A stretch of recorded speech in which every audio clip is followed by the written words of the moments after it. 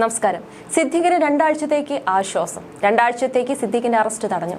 പീഡന കേസിൽ നടൻ സിദ്ദീഖിന് സുപ്രീം കോടതി മുൻകൂർ ജാമ്യം അനുവദിച്ചു. നടൻ സിദ്ദീഖിനെതിരെ ലൈംഗിക അതിക്രമ കേസ് വലിയ വിമർശനങ്ങൾക്ക് വഴിയൊരുക്കിയിരിക്കുകയാണ്. വർഷങ്ങൾക്ക് മുമ്പാണ് നടനെതിരെ പരാതിയുമായി യുവനടി രംഗത്ത് വരുന്നത്. പിന്നീട് കേസുകൾ കൂടുതൽ വിവരമൊന്നുമില്ലാതെയായി. എന്നാൽ കഴിഞ്ഞ മാസം ഹേമ കമ്മിറ്റി റിപ്പോർട്ട് വന്നതിന് ശേഷമാണ് ഗുരുതരമായ ആരോപണങ്ങൾ വീണ്ടും ഉയർന്നു വന്നത്.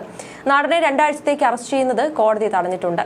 അന്വേഷണവുമായി സഹകരിക്കുമെന്ന് സിദ്ദീഖിന്റെ അഭിഭാഷകർ കോടതിയെ അറിയിച്ചു. പരാതിക്കാരിയുടെ മൊഴിയില്ലാതെ തെളിവില്ല. തന്റെ ഭാഗം കേൾക്കാതെയാണ് മുൻകൂർ ജാമ്യം നിഷേധിച്ചതെന്ന് സിദ്ദീഖ് വാദിക്കുകയും ചെയ്തു. ജസ്റ്റിസ് ഭേല എം ത്രിവേദി, സതീഷ് ചന്ദ്ര ശർമ്മ എന്നിവർ തുടങ്ങിയ ബെഞ്ചാണ് ഹർജി പരിഗണിച്ചത്. 62ാമത് കേസായിട്ടാണ് ഹർജി പരിഗണനയ്ക്കെത്തിയത്. Additional solicitor general Aishwarya Bhati സംസ്ഥാനത്തിനു വേണ്ടി ഹാജരായി. മുതിർന്ന അഭിഭാഷകൻ മുകുൾ റോത്തഗിയാണ് സിദ്ദീഖിന്റെ അഭിഭാഷകൻ. തനിക്കെതിരായ കേസിൽ ഗൂഢാലോചനയുണ്ടെന്നാണ് സിദ്ദീഖിന്റെ വാദം. സിനിമാ സംഘടനയായ അമ്മയും നടിമാരും കൂട്ടായ്മയായ WCCയും തമ്മിലുള്ള പ്രശ്നത്തിൽ താൻ ബലിയേടായി എന്ന വാദമാണ് സിദ്ദീഖ് ഉന്നയിക്കുന്നത്. പരാതിക്കാരിക്ക് വേണ്ടി മുതിർന്ന അഭിഭാഷക വൃന്ദ ഗ്രോവറാണ് ഹാജരായത്. ലൈംഗിക പീഡന പരാതിയിൽ തന്റെ മുൻകൂർ ജാമ്യാപേക്ഷ തള്ളിയ ഹൈക്കോടതിക്ക് പൂർണ്ണമായും തെറ്റുപറ്റിയെന്നാണ് സിദ്ദീഖ് വാദിച്ചത്. സിദ്ദീഖ് കൊച്ചിയിൽ തന്നെ ഒരു രഹസ്യ കേന്ദ്രത്തിൽ ഉണ്ടെന്നാണ് ഇതുവരെയുള്ള വിവരം. പോലീസിന് ഇദ്ദേഹത്തെ പിടികൂടാൻ കഴിഞ്ഞിട്ടില്ല. ഇത് ഒത്തുകളിയാണെന്ന ആരോപണം ശക്തമാണ്. സുപ്രീം കോടതിയിൽ നിന്ന് അനുകൂലമായ വിധി നേടി അറസ്റ്റ് ഒഴിവാക്കുക എന്ന സിദ്ദീഖിന്റെ ആഗ്രഹത്തിനൊപ്പം നിൽക്കുകയായിരുന്നു പോലീസ് എന്നാണ് ആരോപണം. കൂടാതെ സിനിമയിൽ നിന്നുള്ള സുഹൃത്തുക്കളും സഹായത്തിനായി ഒപ്പമുണ്ടെന്നുള്ള വാർത്തകളും പുറത്തുവരുന്നുണ്ട്. സിദ്ദീഖിന്റെ മകനെയും സുഹൃത്തുക്കളെയും പിടികൂടിയെന്നും ഉപദ്രവിച്ചെന്നുമെല്ലാം വാർത്തകൾ വന്നിരുന്നു. സിദ്ദീഖിനെ ഒളിവിൽ കഴിയാൻ ഇവർ സഹായിച്ചെന്നാണ് അന്വേഷകർ പറയുന്നത്. സിദ്ദീഖ് സിം കാർഡുകൾ മാറി മാറി ഉപയോഗിക്കുന്നുണ്ട്. ഇതേക്കുറിച്ച് ചോദ്യം ചെയ്യാനാണ് കസ്റ്റഡിയിലെടുത്തത്. കൊച്ചിയിൽ തന്നെ വിവിധ ഇടങ്ങളിലായാണ് നടൻ ഒളിവിൽ കഴിഞ്ഞതെന്നാണ് വിവരം.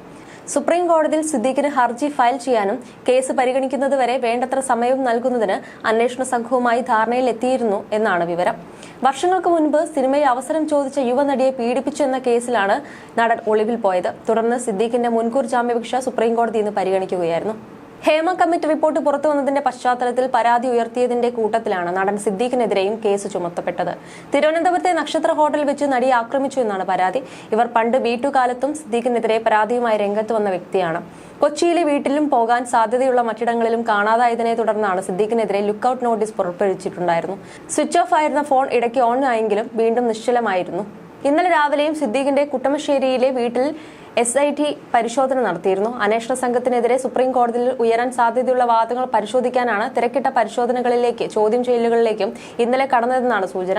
മേനക, കടവന്ത്രത്ത് എന്നിവിടങ്ങളിലുള്ള ഫ്ളാറ്റുകളിൽ നിന്ന് നദീറിനെയും പോളിനെയും ഇന്നലെ രാവിലെ 5:30 SIT നോട്ടീസ് നൽകി കൂട്ടിക്കൊണ്ടുപോവുകയായിരുന്നു. സിദ്ദീഖിനെ ഒളിവിൽ പോകാൻ സഹായിച്ച കാറുമായി ബന്ധപ്പെട്ടും ചോദ്യങ്ങൾ ഉണ്ടായെന്നാണ് വിവരം.